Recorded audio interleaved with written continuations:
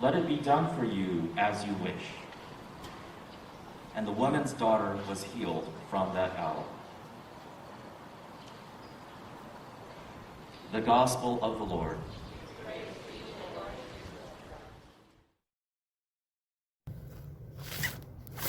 A father and his teenage son worked on a car engine with a dead battery for the first time. At times, the father oddly remained silent to his son's questions. Other times, the father showed the son what to do. Here's how to connect the red cable to the battery, the father says. After many frustrating moments, the car engine is eventually fixed. And so the son says to the mom, "Hey, Mom, Pop and I fixed the car." Of course, the father was the one who mainly jump-started the car engine. But through his silence or actions, the father showed his son how to fix the problems together. Like the teenager in this story, we too experience God leading us so that together with God and humans together, we eventually address the problems on our earthly journey. When approaching our personal fears, our family problems, and societal evils, do not forget the Lord, even when God does not seem to answer our persistent faith. We cannot fix the dead battery of personal or society's car engines by ourselves without God. In today's gospel, Jesus and the Canaanite woman are like the father and son working together to jumpstart a dead battery. According to Catholic biblical writer Gail Summers from St. Thomas Parish in Arizona, who has led many parish Bible studies for decades, to understand the story of today's gospel with the Canaanite woman and Jesus' apparent cold shoulder treatment of her, we must first look at the entire context in which we find the Canaanite woman in Matthew 15. Prior to the verses on the Canaanite woman, Jesus had just confronted the Pharisees who opposed his mission. It was after this that Jesus then entered into deep pagan territory or Gentile territory of Tyre and Sidon, where he encountered the woman. But notice, whereas the Jewish Pharisees reject Jesus, the pagan Canaanite woman, on the other hand, boldly and persistently declares her faith in Jesus to solve her personal, family, and social demons. In her faith, she calls Jesus Lord and Son of David. She also brings her problems to Jesus and her family. "My daughter is tormented by a demon," she says. Contrary to our expectations, Jesus' first response to her deep faith is to not say a word to her. Jesus is silent. And I thought Jesus wanted us to have faith in him, and yet he's giving her the cold shoulder treatment. However, she is so vocally bothersome and annoyingly loud that even the disciples asked Jesus to send her away. Jesus, aware of the deep racial divisions between the Canaanite tribe and the Jewish tribe of Israel, acknowledges historical hurts in his response. We are uncomfortable that Jesus replied that he was sent only to the lost sheep of the house or the tribe or the race of Israel, and that Jesus gives her faith the cold shoulder treatment. Yet she presses on, and Jesus still gives her more cold shoulder treatment that all Jews of his time would have understood.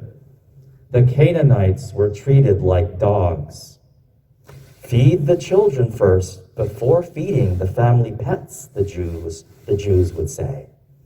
This is the fourth rejection. But she still goes on to press Jesus to solve her demons with this act of faith.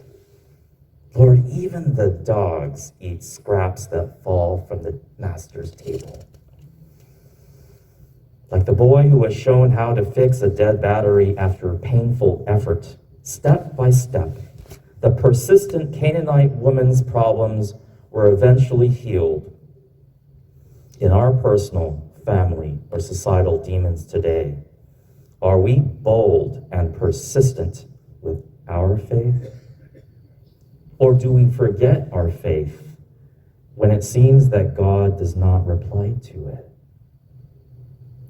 Take, for instance, the case of our current battles with the COVID pandemic.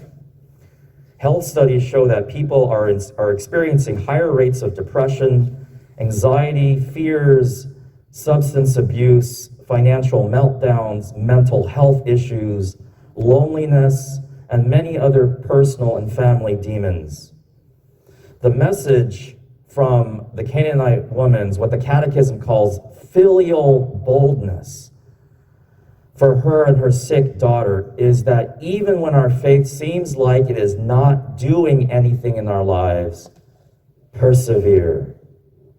Persevere, not just faith, but bold faith, with the audacity to believe even when God is silent in his response to our faith. In the book of Revelation, endurance is the virtue of the saints during tribulation.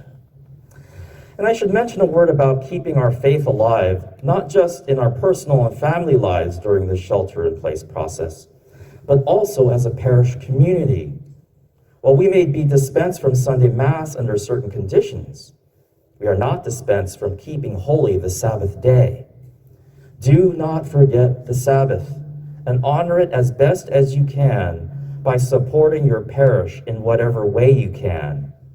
Like the Canaanite woman, the stewardship of your time, talent, and treasure expresses your faith. We need volunteers who can safely help the parish, either as lay ministers to help us social distance at our outdoor masses. We also need catechists in our parish religious education program. We also need parents and volunteers to help our parish school with enrollment or keeping our school running. Your time, talents, and treasure are ways to help keep a bold, persistent faith during this difficult time. And as parishes across the country are experiencing lower donations, you'll hear later a member of our parish finance council give a brief report later. Let us keep our faith in mind during this report. And let us also keep our faith alive in our homes. If you are by yourself watching this from your home through live streaming, remember that the church is your home. The church is your family if you are by yourself. And you are not alone. If you have others in your family, keep the Christian faith alive with them however you can. Parents, all the more, should continue as first educators of their children in faith. Be persistent, like the Canaanite woman, in raising our children in the Catholic faith. And finally, dear brothers and sisters, concerning our social demons, the Canaanite woman teaches us that there are non-material ways to address the social evil of racism and discrimination. Just as we heard in today's gospel about the Canaanite woman, Jesus overcomes deeply rooted racial hatred and divisions through faith. Thus, we cannot solve systemic racism on just reason alone. We cannot heal racial divisions with just the law alone. We cannot overcome historical discrimination and injustices just on material and human wisdom alone. As the Reverend Dr. Martin Luther King Jr. taught, violence is not the response to violence, but rather love is the response to violence. Something, or rather someone, higher is needed to heal our land. Faith is needed. And not just faith, but a filial and a bold faith. Even if it means that sometimes our Christian principles are not leading us to progress, the bold, consistent, and continual faith of the Canaanite woman is a model for us. Humanity will not solve problems without God. According to the Pontifical Council Commission Justitia et Pax, Justice and Peace document, The Church and Racism Toward a More Fraternal Society, the Church contributes to promoting the peaceful coexistence of all peoples, by having us realize the unity of humankind over, quote, the unity of humankind over and above any ethnic, cultural, national, social, or other divisions, end quote. These have been abolished by the cross of Christ. Today we hear through the Canaanite woman, Jesus foreshadows his mission even outside his own race and culture.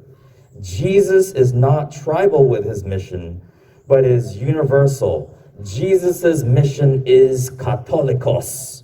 It is not just within the tribe of one race or one people, but applicable to the entire world. He shows us that there was one race, the human race, to love.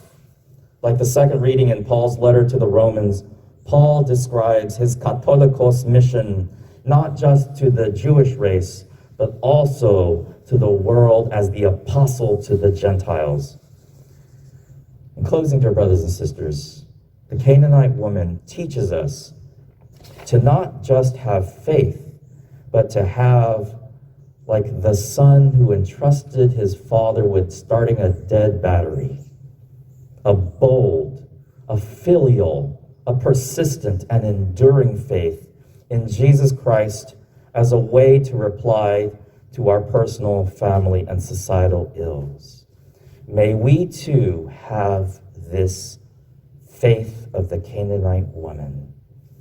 And may all nations, not just one race or people, all nations always praise God in the house of the Lord that is for all peoples.